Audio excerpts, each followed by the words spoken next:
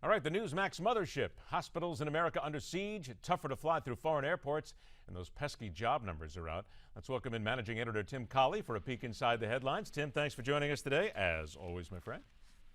Hey, how are you? Excellent, sir. Let's go ahead and start out brand new lead, as a matter of fact. Last time I looked, Rasmussen poll.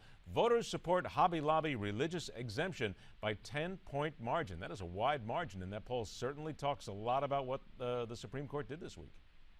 Yeah, near majority, 49% exactly support it. 47% in general support a religious exemption or not forcing companies to cover contraception. So it's a public or a significant portion, half the country, basically siding with the Supreme Court decision. So the Supreme Court decision. So the Supreme Court puts Hobby Lobby in the news there. Again, now we have another one. Ron Paul saying that hospitals are under siege in the immigration crisis.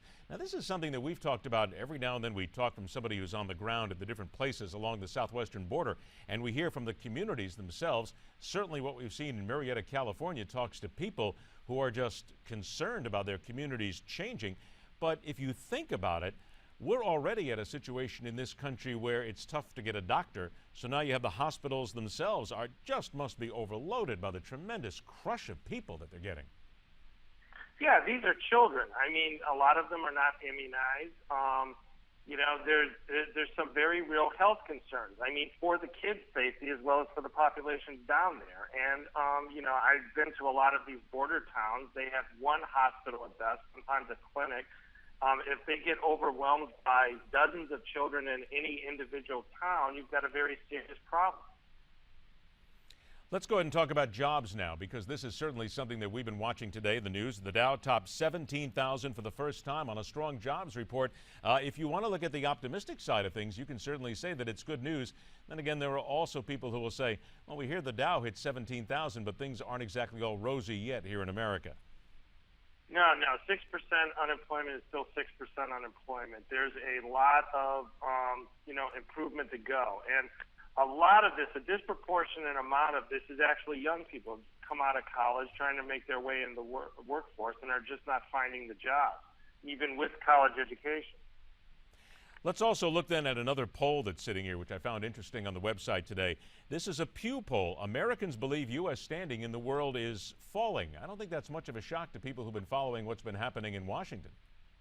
No, you've got Ukraine, you've got what's going on down at the border, you've got the Middle East. I mean, everywhere the news seems to be bad in terms of American foreign policy. I mean, you would really struggle to find sort of a good news story at this time. Right under that is a story that came to us from Politico, but it's interesting. It's a Politico commentary. Strong case for Mitt Romney making a 2016 White House run. I got to tell you, Tim, that will come as a surprise to people, because there are those out there, political experts, who will say, don't go backward, you need to go forward at this point. So it's interesting how the case is being made ever so quietly. Yeah, we had the poll yesterday.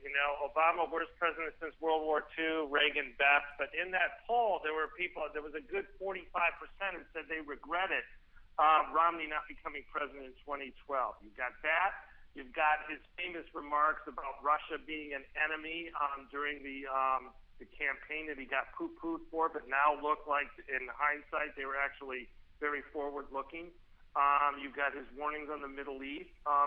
Things are breaking his way right now, news-wise. He's a hot commodity. He recently was in New Hampshire stumping for Scott Brown, so he's in demand. Interesting if it stays that way. That's the Newsmax.com website. Tim, always a pleasure, my friend. Have a great 4th of July weekend. We'll talk to you on Monday. You too, Ed. Thanks a lot. All right, buddy. There's a new 5-year plan by the latest band of Middle Eastern killers. But then there is more fact than hyperbole. There's a lot going on in the Middle East, a lot going on here on MidPoint, where every day we question everything.